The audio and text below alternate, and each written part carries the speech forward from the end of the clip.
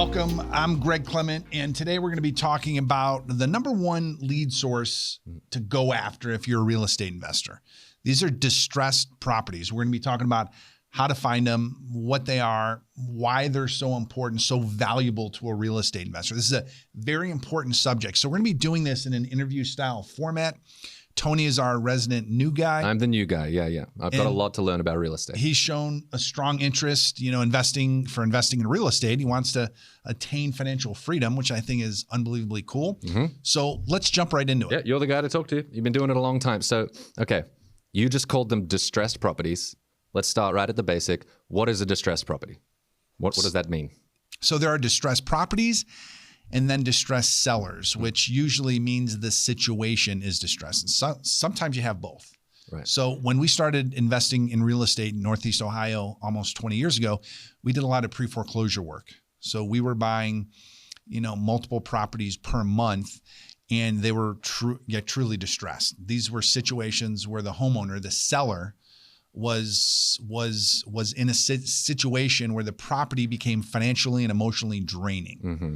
So we developed this concept, which you're more than welcome to use. It's called the problem property solution. And it's basically when you bring a solution to problems. So instead of looking at yourself as a real estate investor, you look at yourself as someone that can solve real estate related problems for people, because that's what you're going to experience out in the market. So a distressed property could be anything from a house that nobody wants, that has a ton of deferred maintenance. So it could be a real estate investor that's owned a property for 20 or 30 years.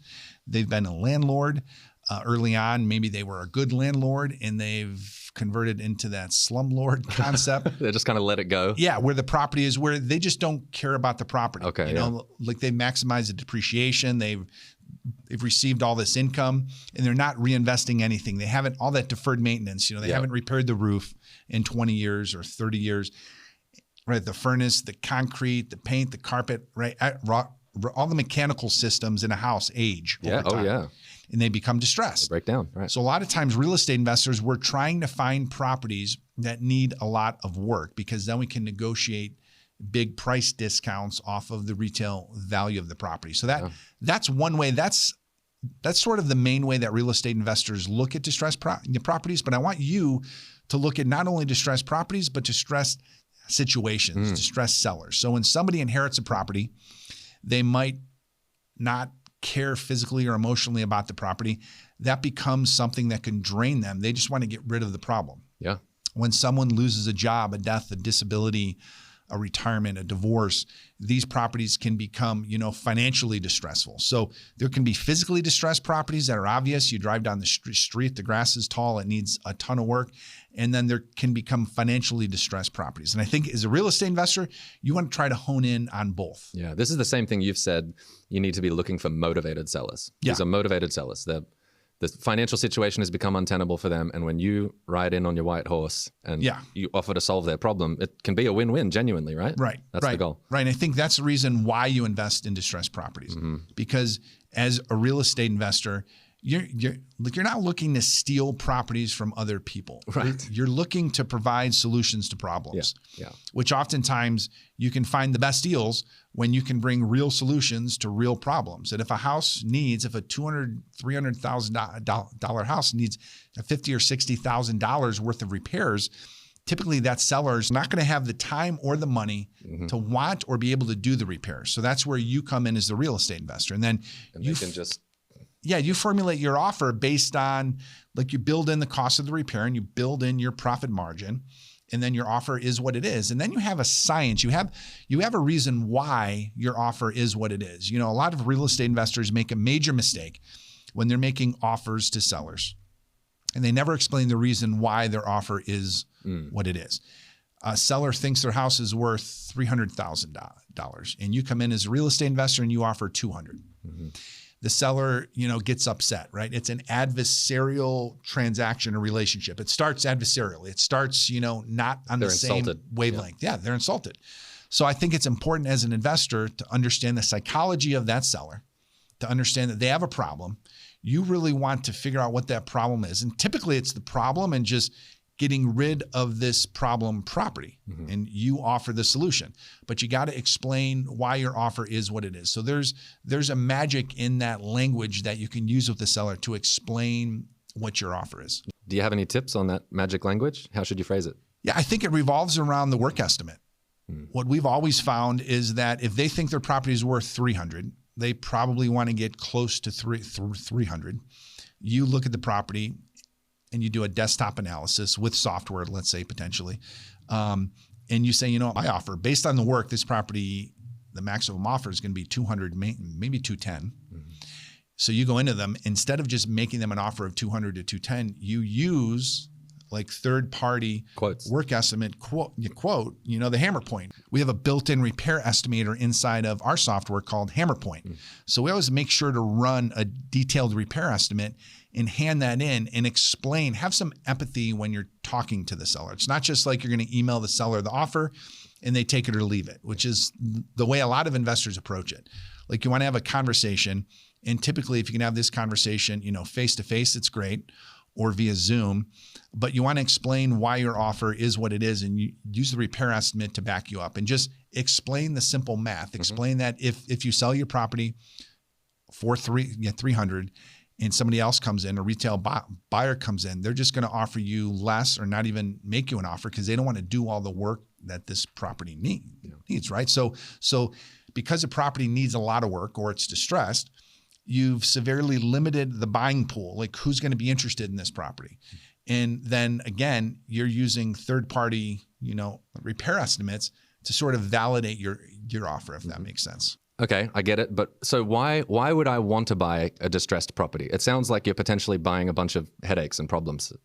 Yeah, I think that's exactly why you want to buy it. Okay. Because those headaches, those problems need to be solved, and you're the creative solution. And whether you're going to buy this house and wholesale it to a rehabber or rehab the property yourself, let's face it, it's really tough to find good deals on property in today's market. So what we found, and that goes back 20 years, the best deals are when a property is distressed, when the seller is in a distressed situation and you can bring creative solutions to their problem. So when you wholesale a property, you want to be able to, negotiate a price. There are hundreds in any metropolitan market across the country. There are hundreds of real estate investors who focus on rehabbing. So that's why you need to, right? If you're a wholesaler, you build your buyers list. You just go to Real Estate Investor Association meetings. You look inside of lead flow. You look like right, the cash buyers lead pipe in our software shows you who is actively paying cash for properties in your area.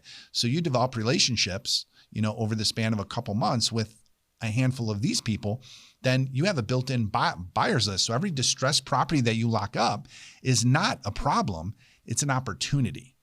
Okay. And that's the key. That's why distressed properties make so much sense for real estate investors, because you're just taking a different lens to look at the same problem property, right?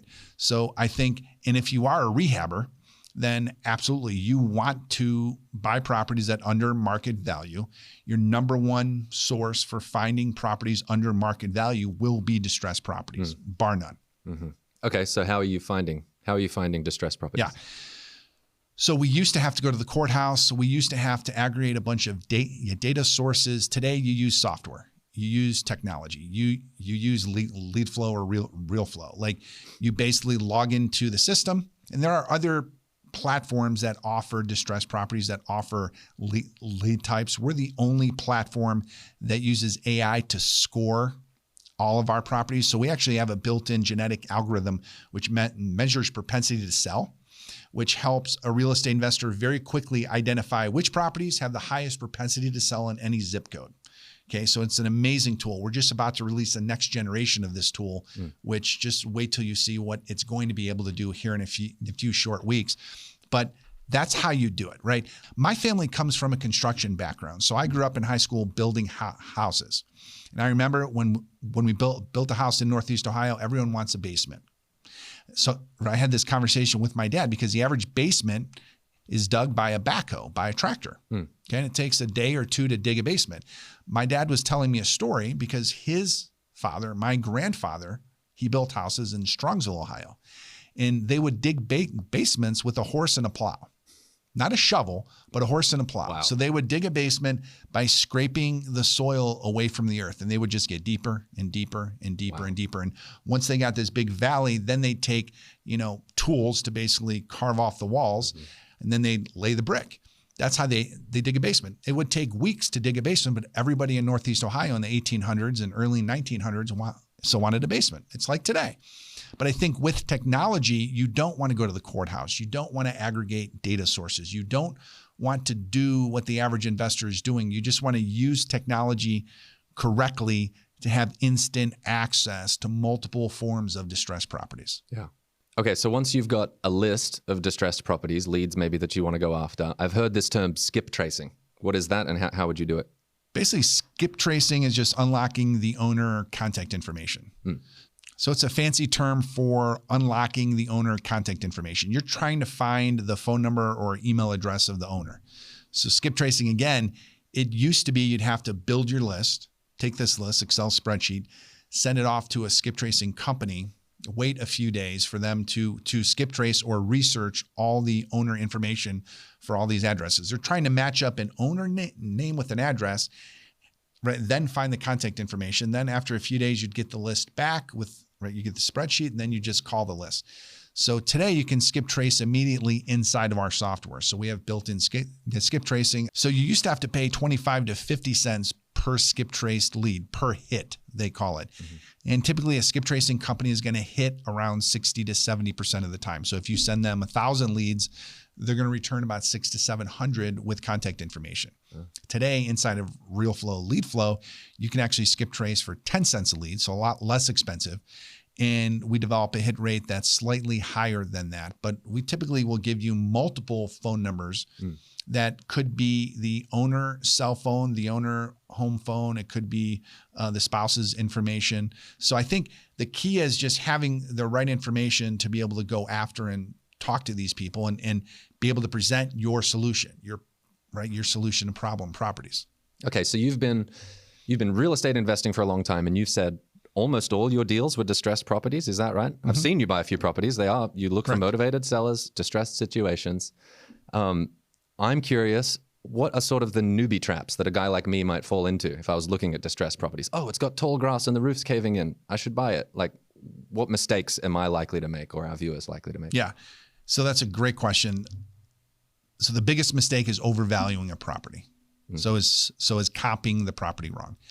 If you think the property is worth X, then you're basing your offer on X. But if the property is actually worth Y, and you're basing your property off X, then you could be paying way too much for that property. You think it's distressed, you think your offer has a built-in profit margin, but it doesn't. So any mistake that I've ever made in real estate investing, and we've made a small handful. So luckily we've done hundreds and hundreds of deals, made money, made a profit on almost all of them.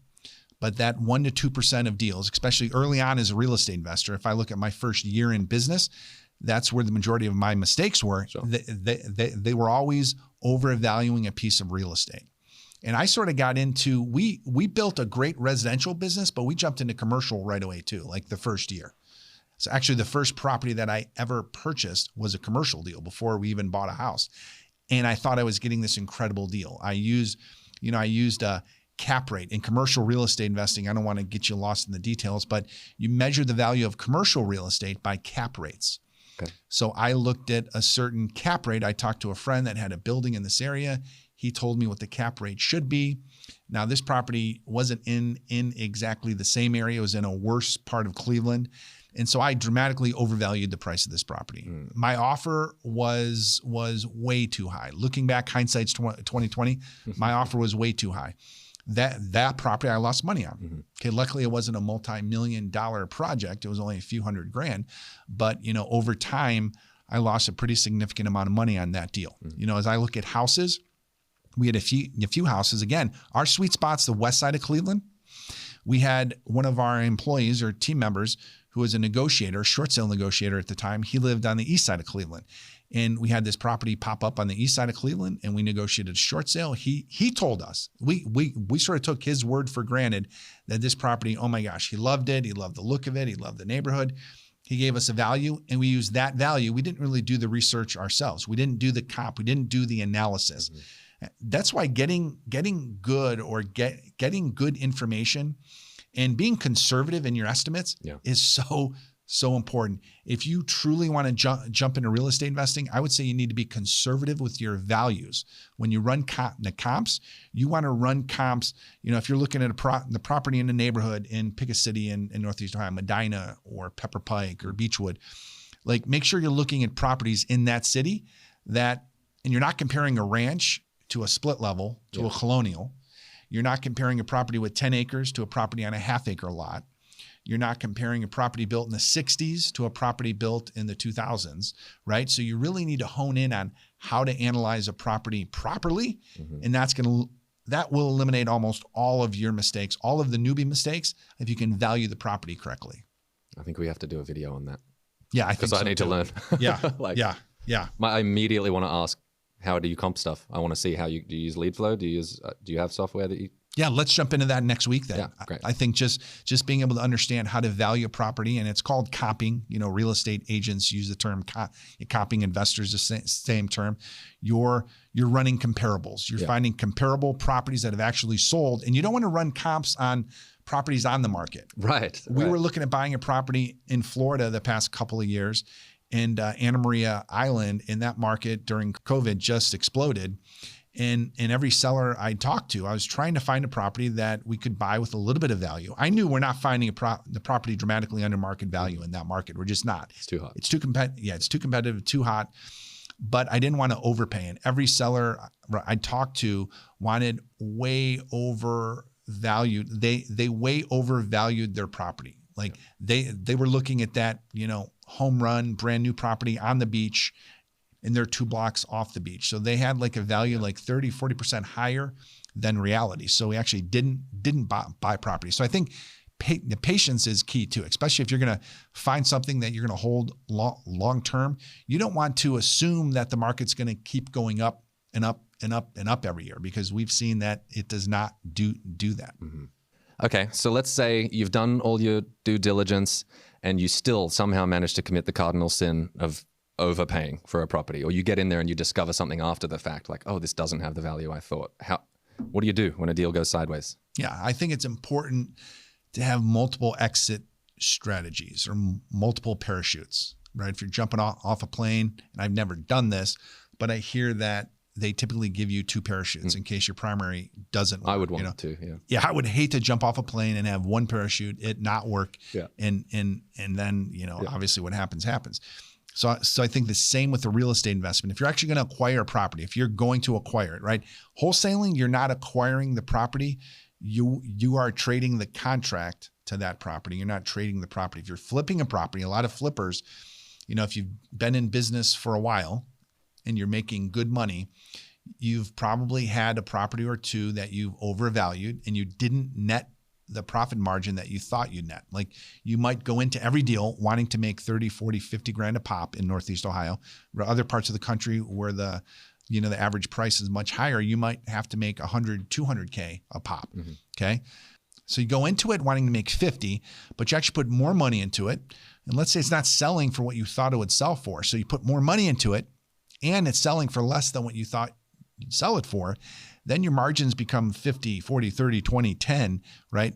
So we've always wanted to at least break even. If we can get in and out of a deal, there's a concept that I call business velocity and the velocity of money.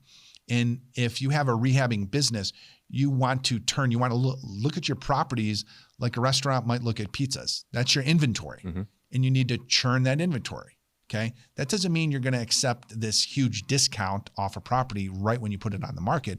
But if your property's been sitting on the market for, let's say, a month or 2 at one price and you're getting no offers or no viewings in today's market, you've overvalued that property. So you need to reduce the price of the property. That's the only thing that's going to get the market's attention. Okay. If you still are in a situation where, you know what, you don't want to lose money or there's some built-in equity in this property that you're just not realizing in the market today, your second exit strategy could be take it off the market, hold it, rent it out, sell it as a lease to own, or rent the property out for a year or 2, because if you can capture on a monthly basis what your expenses are in income, so rental income or leasing income, then you're not losing money. You're just deferring your profit. So you need to have some patience in business. You need to be able to understand that not every single deal you do is going to be a home run, that there'll be some triples, some doubles, some singles, and you'll have to bunt once in a while. And I think that's the key. So you need to have a flexible mentality. You have to be mentally strong in business and understand that not everything has to go perfectly for you to live your version of a perfect life. So thanks for joining us today. We had a great conversation about distressed properties, which we know now is the number one lead type we need to be going after, right? We need to develop these off-market opportunities. It's cool to see your journey. Yeah, I'm learning a lot. We go along here. I think one of the questions, Tony, that you brought up should be what we talk about next week, and that's how to value a property correctly. Because if we know that the number one mistake most real estate investors make is overvaluing a property, how do we prevent that from happening? So that's going to be a cool conversation next week. So for now, live free, and we'll see you on the other side.